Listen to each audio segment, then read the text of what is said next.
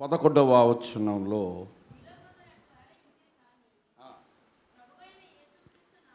ప్రభు అయిన యేసుక్రీస్తు నామములో మన దేవుని ఆత్మయందు మీరు కడగబడి పరిశుద్ధపరచబడిన వారై పరిశుద్ధాత్మ దేవుడు చేసే రెండో కార్యం ఏంటంటే, ఎప్పుడైతే మన పాపాలను మనం దేవుని సన్నిధిలో ఒప్పుకున్నామో పరిశుద్ధాత్మ దేవుడట మన పాపములను కడిగి వేస్తాడట. నిజమే దేవుని పిల్లారా, పాపము కడిగి వేయకుండా మనం పరిశుద్ధులము కాలేము. పరిశుద్ధులు కాకుండా ప్రభు బిడ్డలం కాలేము. యేసుక్రీస్తు ప్రభు బాప్తిస్మము ద్వారా మన శరీర పాపాలను కడుగుతూ ఉంటే పరిశుద్ధాత్మ దేవుడట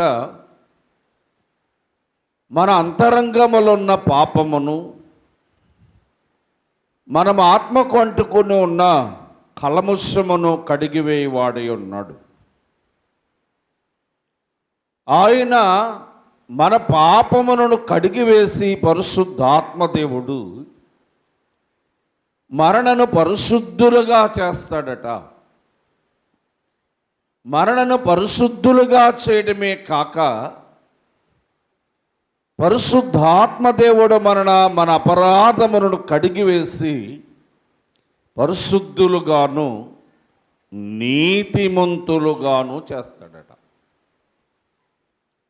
అందుకే పరిశుద్ధాత్మ దేవుని ద్వారా మనం కడగబడాలి. స్నేహితులరా, మన అంతరంగములున్న పాపము ఎవరికి కనబడదు కనుక మన అంతరంగములున్న పాపాన్ని కడిగివేసే శక్తి ఒక్క పరిశుద్ధాత్మ దేవునికి మాత్రమే ఉన్నది. గనుక దేవుని పిల్లలారా, పరిశుద్ధాత్మ దేవుడు మనలో చేసే మొదటి కార్యాన్ని పాపాన్ని ఒప్పింపజేస్తారు. రెండవదిగా మనలో ఉన్న సమస్త పాపమును, మనలో ఉన్న అపరాధములను, మనలో ఉన్న కల్మషములను మనలను కడిగి పరిశుద్ధాత్మ దేవుడు మనలను పవిత్రపరుస్తాడు, పరిశుద్ధపరుస్తాడు. ఇక మూడో విషయము దగ్గరకు వద్దాం. తీతుకు రాసిన పత్రిక 3వ అధ్యాయము, తీతుకు రాసిన పత్రిక 3వ అధ్యాయము 5వ వచనాన్ని చూద్దాం. మనము నీతిని అనుసరించి చేసిన క్రియల మూలముగా పూర్వ సంబంధమైన స్థానము ద్వారాను పరిశుద్ధాత్మ దేవుడు మనకి నూతన స్వభావమును కలుగజేస్తాడు. స్వభావం అంటే ఏంటి? ఏమ్మా, స్వభావం అంటే ఏంటమ్మా? బుద్ధి. వారి స్వభావము మారలేదు అని మాట్లాడతాం మనం. నిజమే, దేవుని సన్నిధికి వచ్చిన, ప్రార్థన చేసిన, వాక్యము విన్న, ప్రభుబోధన సంస్కారము తీసుకొని ఉన్న కొందరి స్వభావము మారదు.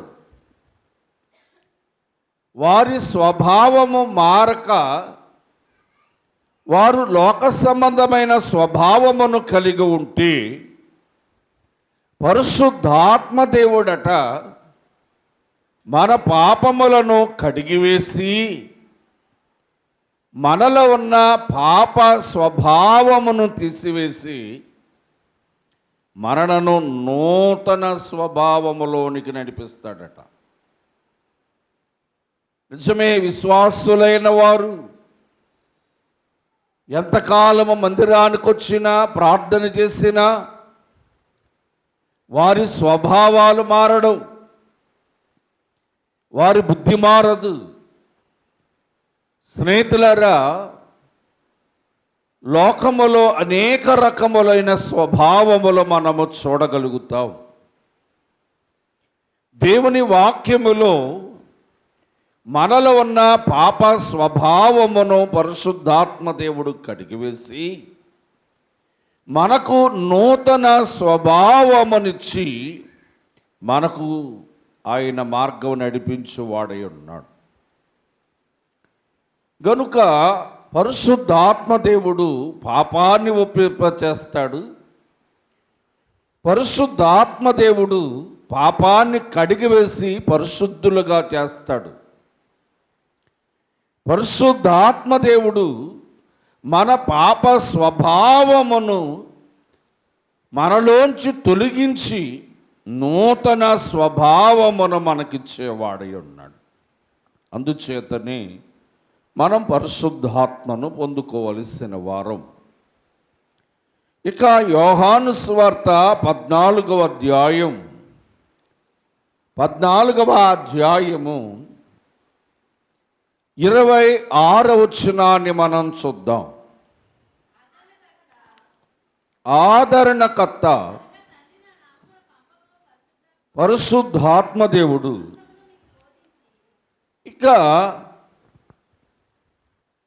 ఆయన మనకి తెలియని విషయాలను బోధిస్తూ ఉంటారంట. అయ్యారు అన్నారుగా, బాధలందున బోధ చేయొచ్చు నాదుడోని నాదుడగుచుండెన్. బాధలందున బోధ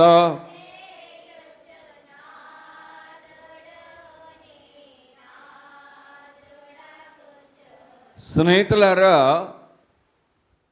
పరిశుద్ధాత్మ దేవుడు బాధలో ఉన్న వారికి మంచి బోధన నేర్పించేవాడై ఉన్నాడు. మనకు అనేక సంగతులు దేవుని కొరకు తెలియదు, దేవుని మర్మమైన సంగతులు మనకు తెలియదు. కానీ పరిశుద్ధాత్మ దేవుడట ఆయనే బోధించువాడై ఉన్నాడు. ఆయన బోధించు సంగతులను మనకి నేర్పించువాడై ఉన్నాడు. కనుక ఈ లోకములో కొందరి బోధ మనస్సును గాయపరుస్తే, పరిశుద్ధాత్మ తండ్రి బోధించే బోధ మనస్సులో ఉన్న బాధనంతా తీసివేస్తుందంట. గనుక మనుషులు బోధించుట కంటే మనుషులు వారి వారి మాటల చేత మనలను బోధించి మన మనస్సును బాధపరిస్తే, పరిశుద్ధాత్మ తండ్రి మనకు తెలియని సంగతులను బోధించి మన మనస్సులో ఉన్న బాధంతటిని తొలగించేవాడు. మనకి ఏ సంగతులు తెలియవో ఆ సంగతులను మనకి బోధించేవాడై ఉన్నాడు. గనుక పరిశుద్ధాత్మ దేవుడు మనకి సమస్తమును బోధించు దేవుడై ఉన్నాడు. ఇక యోహాను సువార్త 16వ అధ్యాయము 31వ వచనములో మనం చూస్తే, యోహాను సువార్త 16:31లో యేసు వారిని చూచి, మీరు నమ్ముచున్నారా? యోహాను సువార్త 16:13 అనుకుంటామా, 16:13. అయితే అనగా సత్య స్వరూపమైన ఆత్మ వచ్చినప్పుడు మిమ్మును సర్వ సత్యములోనికి నడిపించు. చాలు. పరిశుద్ధాత్మ దేవుడు చేసే 6వ కార్యం ఏంటంటే, మనలను అసత్యములో ఉన్న మనలను అసత్యములో నడుచుచున్న మనలను సర్వ సత్యములోనికి నడిపిస్తాడట ఆయన.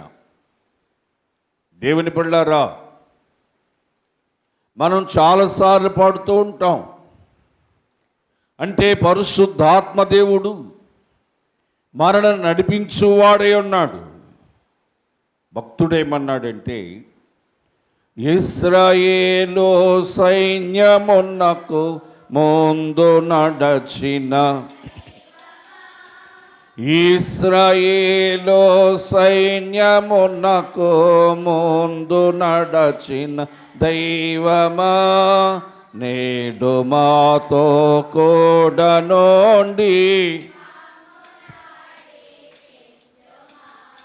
నేడు మాతో కూడనుండి. స్నేహితులారా, పరిశుద్ధాత్మ దేవుడు ఇశ్రాయేలులను పగలు మేఘస్తంభముగాను రాత్రి అగ్నిస్తంభముగా వారికి ముందుండి నడిపించాడు పరిశుద్ధాత్మ దేవుడు. కనుక ఈనాడు సంఘము అసత్యములో నడుస్తూ ఉంది. సత్యమేదో తెలుసుకొనడం లేదు. దేవుని పిల్లారా, మనం అసత్యములో ఉన్నామా, సర్వసత్యము గల మార్గములోనికి నడుస్తున్నామా అన్నది మనం ఆలోచించాలి. పరిశుద్ధాత్మ దేవుడు చేసే కార్యం ఏంటంటే, అసత్యములో నడుచుచున్న మనము సర్వ సత్యములోనికి మనం నడిపించే దేవుడు. ఆయన మనలను ముందరుండి నడిపించే దేవుడు. ఆయన మనలను వెనుక నుండి నడిపించే దేవుడు. ఆపదైనా తప్పించి మనలను నడిపించే దేవుడు. జీవ మార్గములోనికి నడిపించే దేవుడు. దేవుని పిల్లరా, గనుక పరిశుద్ధాత్మ దేవుడు మనకు సర్వ సత్యములోనికి నడిపించేవాడై ఉన్నాడు. ఇక్కడ ఒక మాట గ్రహించారు లేదో, సత్యస్వరూపమైన ఆత్మ అన్నారు. ఈ ఆత్మ మరి లోకములో 7 రకాల గల ఆత్మలు ఉన్నాయి. బ్రహ్మపరచు ఆత్మ, ఉద్రేకపరచు ఆత్మ, స్నేహితులరా దయ్యపు ఆత్మ, దురాత్మ, ఇలాగా 7 రకాల గల ఆత్మలు ఉన్నాయి. ఈ ఆత్మలు కూడా మనను మోసపుర్చు ఆత్మ కూడా ఉందంట. అనుకుంటారట, నేను పరిశుద్ధాత్మ పొందేశానని. ఆ ఆత్మ మనను మోసపరుస్తూ ఉంటుందట. స్నేహితులరా, దైవజనుడు దేవదాసయ్య గారు అన్న మాట ఏంటంటే, పరిశుద్ధాత్మ కొరకు ప్రార్థన చేస్తూ ఉన్నప్పుడు, దేవా నీ పరిశుద్ధాత్మను నా మీదకి అనుగ్రహించు కానీ నాకు సత్యస్వరూపమే ఆత్మ కావాలి అని అడగాలి. ఆత్మ బా సత్యస్వరూపమైన ఆత్మ కావాలని అడగాలి. ఎందుకంటే లోకములో 7 రకాల గల ఆత్మలు ఉన్నాయి కనుక మనము లోకములో ఉన్న ఉద్రేకపరచు ఆత్మ అయినా, మోసపరుచు ఆత్మ అయినా, దురాత్మ అయినా, భ్రమపరచాత్మ అయినా పొందుకుంటామేమో అని ప్రతి విశ్వాసి ప్రార్థన చేస్తున్నప్పుడట, సత్యస్వరూపమే ఆత్మను నాకు దయచేయి ప్రభువా అని మనము ప్రార్థన చేయాలి అన్నారు. గనుక సత్యస్వరూపమైన ఆత్మ మనలోనికి వచ్చినప్పుడు అసత్యములో ఉన్న మనలను సర్వసత్యములోనికి, అనగా దేవుని జీవమార్గములోనికి మనలను నడిపించే పరిశుద్ధాత్మ దేవుడై ఉన్నాడు. ఇక మరొక విషయాన్ని చూద్దాం. స్నేహితులారా, యోధాపత్రిక 1వ అధ్యాయము 20వ వచనం. యోధాపత్రిక 1వ అధ్యాయము 20వ వచనాన్ని మనం చూద్దాం.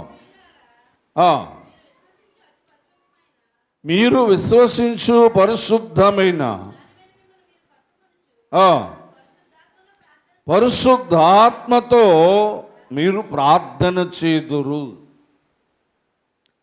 పరిశుద్ధాత్మ తండ్రి చేసే స్నేహితులారా 7వ కార్యం ఏంటంటే ప్రార్థనలో నేర్పించువాడు.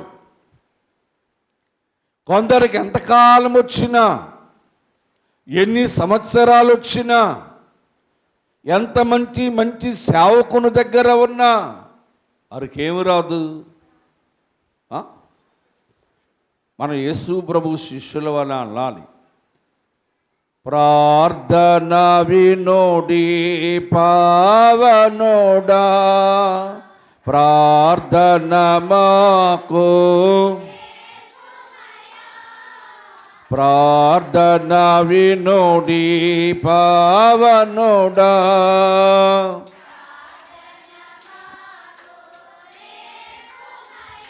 దేవుని స్తోత్ర. ఎంతమంది అలా ప్రార్థన చేస్తారు?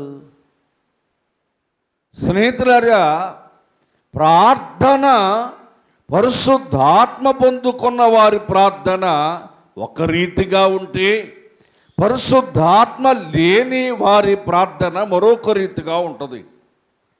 పరిశుద్ధాత్మ పొందిన వారి ప్రార్థన వాక్యములున్న వాగ్దానములనెత్తి, పరిశుద్ధాత్మ పొందిన వారి ప్రార్థన దైవ సంబంధమైన మాటలతో మనము దేవునికి ప్రార్థన చేయగలుగుతాం.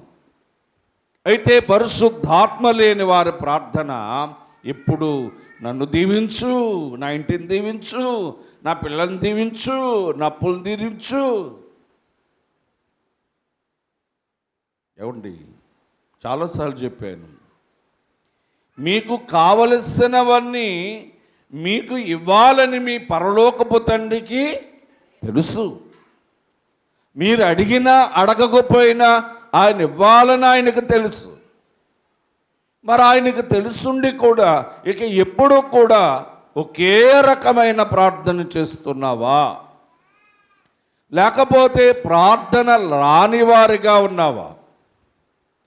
సహోదరులారా, ఆలోచన చేద్దాం. దేవుని పిల్లరా, పరిశుద్ధాత్మ దేవుడట ప్రార్థన నేర్పించువాడై ఉన్నాడు. యేసుక్రీస్తు ప్రభు కూడా బాప్తిసం పొందిన తరువాత ఆత్మచేత అరణ్యమునకు నడిపింపబడి 40 పగలు 40 రాత్రులు ఉపవాసం ఉండి ప్రార్థన చేయగలిగాడు అంటే పరిశుద్ధాత్మ వలనే.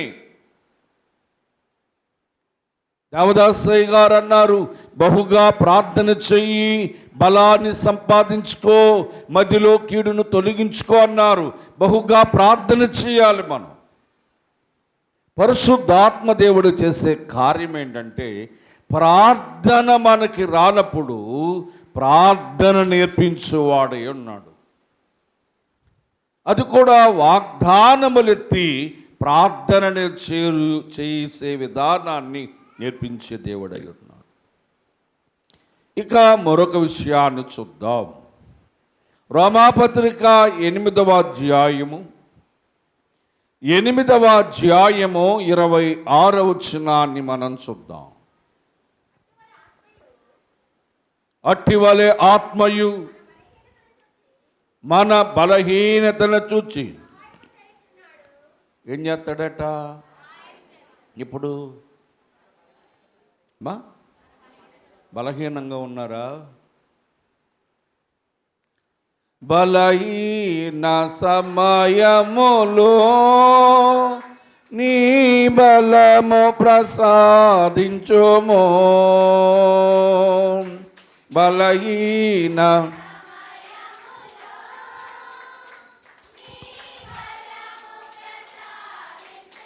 దేవుని స్తోత్రం.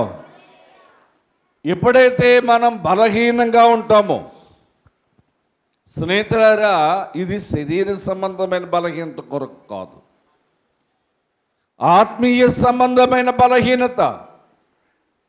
ప్రార్థన చేయలేనప్పుడు, మందిరానికి రానప్పుడు, వాక్యము చదవలేనప్పుడు, ప్రార్థనలో మోకరించలేనప్పుడు పరిశుద్ధాత్మ తండ్రి అంట మనలను బలపరిచి